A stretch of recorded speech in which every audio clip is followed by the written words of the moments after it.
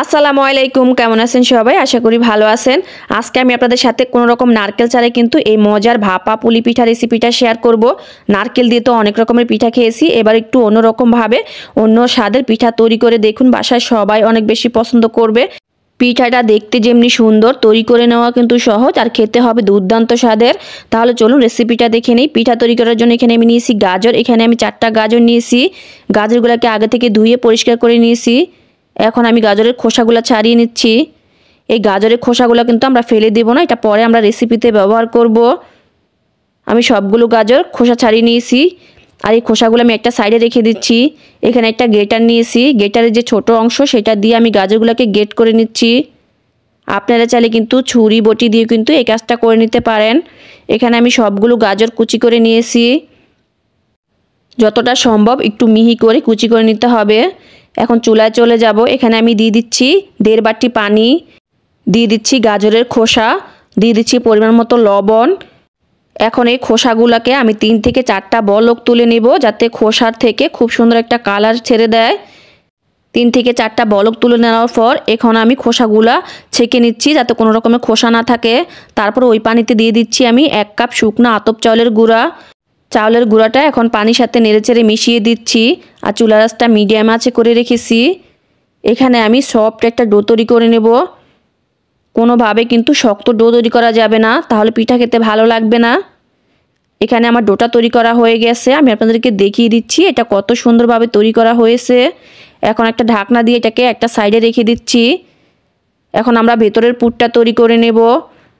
তার জন্য আমি কড়াইতে গাজর কুচিগুলো দিয়ে দিচ্ছি, 1/2 কাপ চিনি আর 2টো এলাচ দিয়ে দিচ্ছি। এখন নেড়েচেড়ে জাল করে নিচ্ছি। বন্ধুরা, আপনারা চাইলে কিন্তু এখানে ঘি দিতে পারেন, তাতে করে পুরটা খেতে আরও বেশি ভালো লাগবে। কিছুক্ষণ জাল করার পর দেখুন এখানে অনেকটা পানি ছেড়ে দিয়েছে। এই পানি দিয়ে কিন্তু আমাদের গাজরের পুরটা সিদ্ধ হয়ে যাবে। কিছুক্ষণ জাল করার পর পানিটা যখন শুকিয়ে আসবে তখন এর মাঝে দিয়ে দিচ্ছি আমি 1 প্যাকেট গুঁড়া দুধ। পুরটা খেতে অনেক বেশি মজা লাগে, পিঠাটা খেতে ভালো লাগে। কিছুক্ষণ জাল করে নেওয়ার পর আমার পুর করা হয়ে গেছে।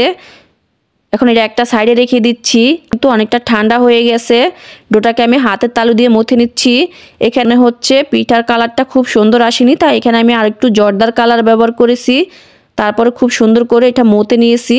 আপনারা দেখে নিশ্চয়ই বুঝতে পারছেন এটা কতটা সফট একটা ডো তৈরি করা হয়েছে। এখন এর থেকে কিছুটা লেচি কেটে নিচ্ছি, আপনাদের সাথে আমি পিঠার ডিজাইনটা শেয়ার করছি। আমি আগে থেকে 3টা পিঠা তৈরি করে রেখেছি। এখানে আমি লেচিটা নিয়ে গোল করে একটা রুটি তৈরি করে নিচ্ছি। এখানে কিন্তু অতিরিক্ত পাতলা করে একটা রুটি তৈরি করা যাবে না, একটু মিডিয়াম সাইজ করে কিন্তু রুটিটা তৈরি করে নিতে হবে। এখন একটা বাটির মাপ দিয়ে আমি রুটিটা কেটে নিচ্ছি, এতে করে আমার সবগুলো পিঠা একই সাইজের হবে, দেখতে ভালো লাগবে। এর ভিতরে দিয়ে দিচ্ছি আমরা গাজরের পুর। বন্ধুরা, আমরা তো নারকেলের পুর দিয়ে অনেক রকমের পিঠা খেয়েছি, আপনারা একবার এই গাজরের পুর দিয়ে এইভাবে একবার পিঠা তৈরি করে দেখবেন, খেতে অসম্ভব মজা লাগে। বাসার ছোট বড় সবাই অনেক বেশি পছন্দ করবে। আমি কিন্তু মুখটা খুব ভালো করে কিন্তু সিল করে দিয়েছি। তারপর একটা পিঠার ডিজাইন তৈরি করে নিচ্ছি। আশা করছি এইভাবে পিঠার ডিজাইন সবাই তৈরি করতে পারেন।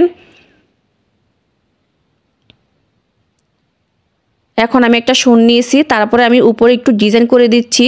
এটা অপশনাল, আপনারা চাইলে এই ডিজাইনটা তুলতেও পারেন, আবার না তুললেও কোনো সমস্যা নাই। পিঠাটা দেখতে এমনিই সুন্দর। বন্ধুরা, অতিথি আসলে আপনারা কিন্তু ঝটপট এই পিঠা রেসিপিটা তৈরি করে নিতে পারেন। এইভাবে করে কিন্তু আমি সবগুলো পিঠা তৈরি করে নিয়েছি। এই যে দেখুন, মাশাল্লাহ পিঠাগুলো দেখতে এখনই কত সুন্দর হয়েছে। পিঠাগুলো ভাপ দেওয়ার জন্য আমি একটা পাতিলে পানি দিয়েছি, তার উপর একটা চালনি বসিয়ে দিয়েছি, আর চালনিতে একটু তেল ব্রাশ করে দিয়েছি, যাতে পিঠাগুলো ভাপ দেওয়ার পরে আর লেগে না যায়, খুব সহজে উঠে আসে। সবগুলো পিঠা দিয়ে একটা ঢাকনা দিয়ে 10 মিনিটের জন্য ভাপে রেখেছি। 10 মিনিট পর ফিরে এলাম। মাশাল্লাহ দেখুন পিঠাগুলো দেখতে কত সুন্দর হয়েছে। খুব সহজে তৈরি করা হয়ে গেল না, নারকেল ছাড়া ভাপা পুলি পিঠা। এই পিঠাটা দেখতে যেমনি সুন্দর, খেতে আলহামদুলিল্লাহ অনেক বেশি মজা হয়েছিল। বাসায় অবশ্যই একবার তৈরি করবেন, আর আমাকে কমেন্টে জানাবেন আপনাদের কাছে কেমন লেগেছে। রেসিপি ভালো লাগলে লাইক কমেন্ট শেয়ার করবেন। সবাই ভালো থাকবেন, সুস্থ থাকবেন, নিরাপদে থাকবেন। আল্লাহ হাফেজ।